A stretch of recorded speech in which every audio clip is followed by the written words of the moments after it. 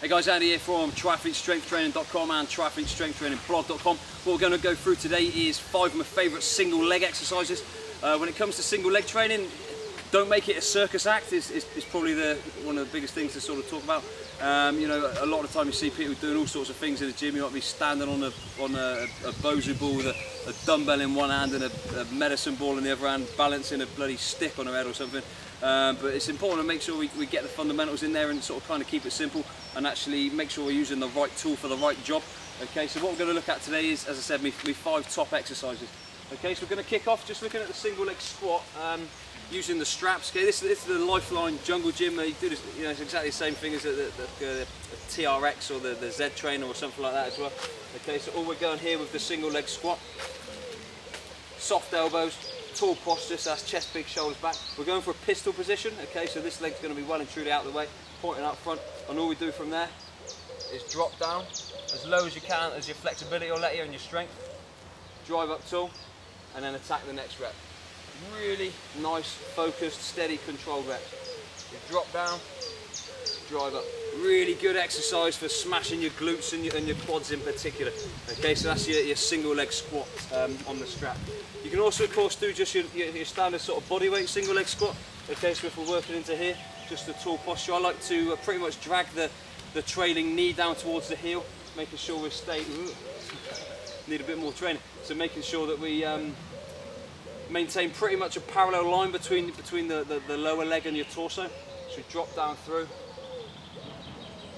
drive up tall. Okay, so drop down again, up nice and tall. Really do make sure you fully extend at the top, so nice tall posture again. So that's there's a couple of variations on this single leg squat. Next one we're going to look at is the single leg swimmers or skiers. These are one of my favourites again. Excuse me. I quite like doing these just to basically take the kind of swimming based power exercise just to a slightly new dimension. Okay, so all we do here is on the single leg, we've got the tall posture. We start from the top, drive down, dropping mainly through the hip, a little bit in the action. Hands come down just past your ass, up nice and tall again. So drop down, up tall, drop down, up tall.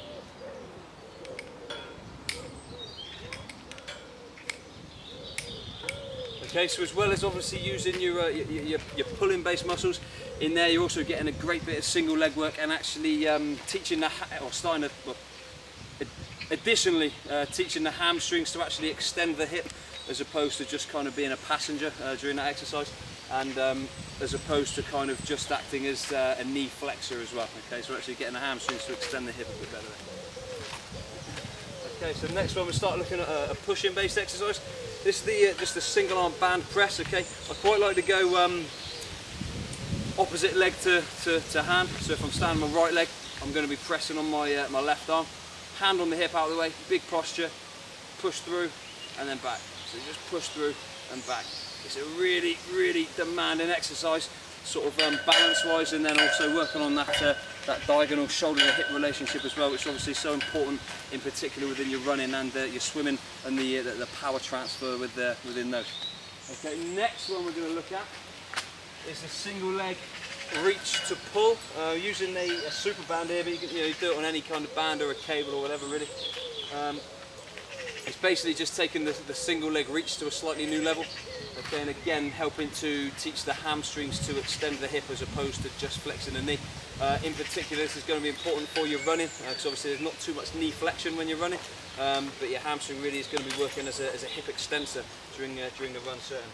Okay, so again I like to stand on the opposite leg to the hand which I'm holding it in, so I'm going to go left leg and right arm. We drop down mainly through the hip, a little bit in the action.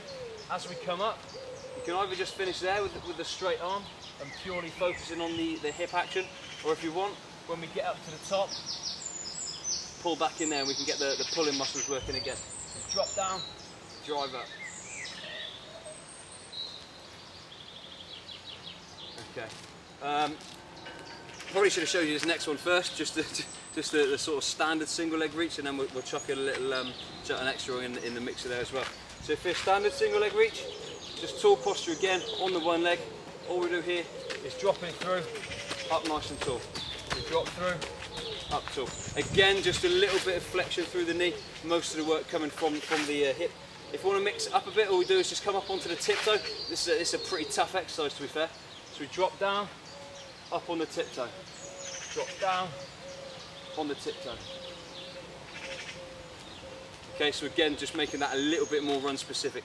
When I'm working when I'm working sort of single leg stuff, I generally work anything between a set of 10 and 20, obviously each side. I recommend if you're going to bang any of those into your session, then crack on with it. And again, sort of two to three sets of between 10 and 20 reps, obviously smashing out both sides as well. It's a good idea to kind of play around the positions as well. So for instance, like I showed you there, just working opposite leg and arm, so sort of driving down into there. But it's a good idea also to go the same size stuff as well, just to vary the angle at which you're hitting the muscles as well. Okay, so I hope you've enjoyed that. I'll catch you soon. Take it easy.